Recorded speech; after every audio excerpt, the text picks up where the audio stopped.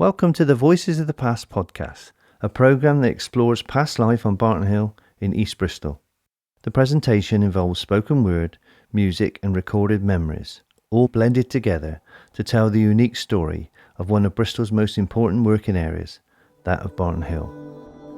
The stars of the show are the voices of the people from Barton Hill, all recorded by the Barton Hill History Group in the 1980s and 90s.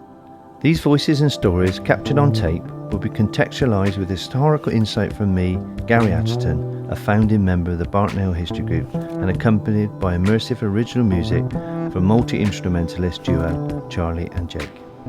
We will cover key themes such as the people of Barton Hill, from shopkeepers to rat catchers to Barton Hill's most famous residents, such as Eddie Hapgood the footballer, who captained England and Arsenal. We will look at what it was like to work on Barton Hill, particularly the conditions in the Great Western Cotton Factory. We'll also hear stories about key landmarks of Barton Hill, such as St Luke's Church and the Rhubarb Tavern. We will share memories and stories directly from first-hand accounts, their stories told their way, with their voice and their Barton Hill accent. So sit back and listen and enjoy Voices of the Past. And as one Barton Hill resident said, if he's got any tears, prepare to shed them now. Episode 1. Voices of the People.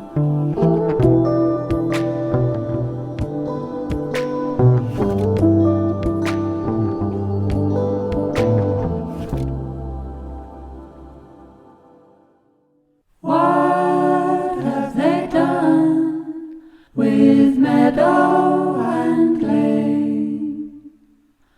Where are the flowers and the hawthorns know? Acres of brick in pitiless rain. These are our gardens.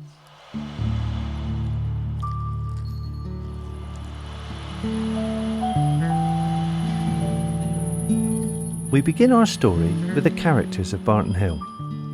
There have been many people from Barton Hill who have gone on to become famous, such as Eddie Hapgood, one of England's greatest footballers, and Dame Eva Turner, an opera singer of international acclaim.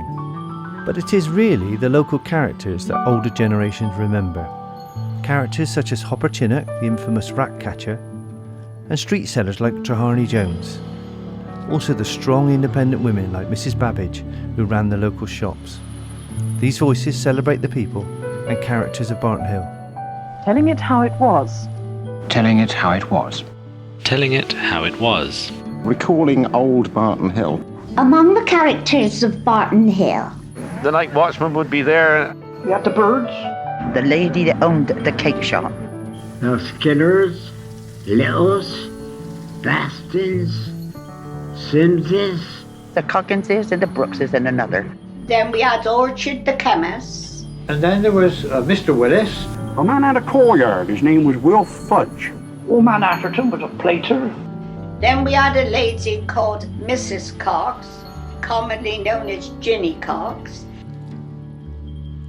Remarkably, back in 1950, there were 16,286 people living on Barton Hill. It really was a small town, almost completely isolated geographically from the rest of the city, as so few roads connected Barton Hill.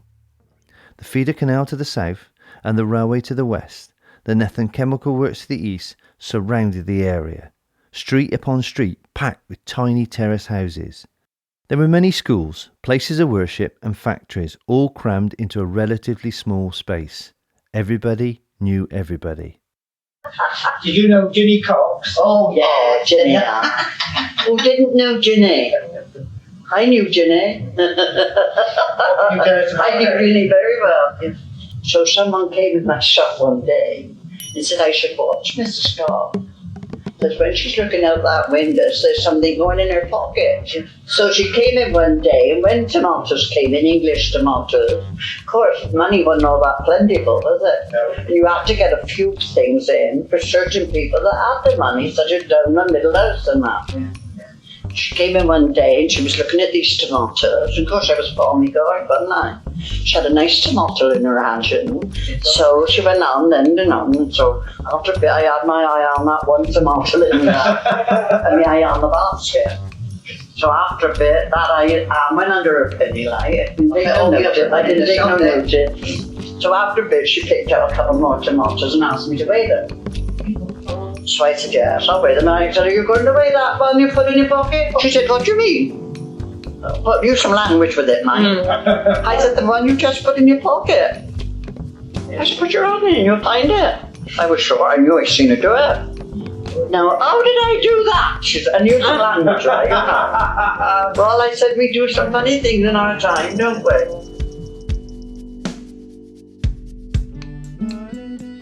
Most every book mentions opportunity.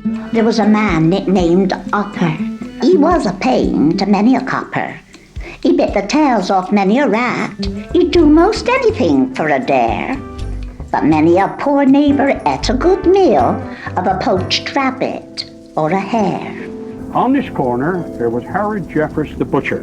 We had an outdoor beer licence, which was a North Star, and that was kept by a family by the name of Brooks when the war started. Mrs. Hedford, Mrs. Webb, Mrs. Babbage. Eddie Hapgood. Eddie Hapgood, the footballer, was there. My gran lived in Great Western Street. I think she had about 8 kids. And then we used to come back to one of our Barton Hill characters. No, that was Barton Hill. Barton Hill. Barton Hill. Barton Hill. Barton Hill. Barton Hill. Barton Hill. Barton Hill.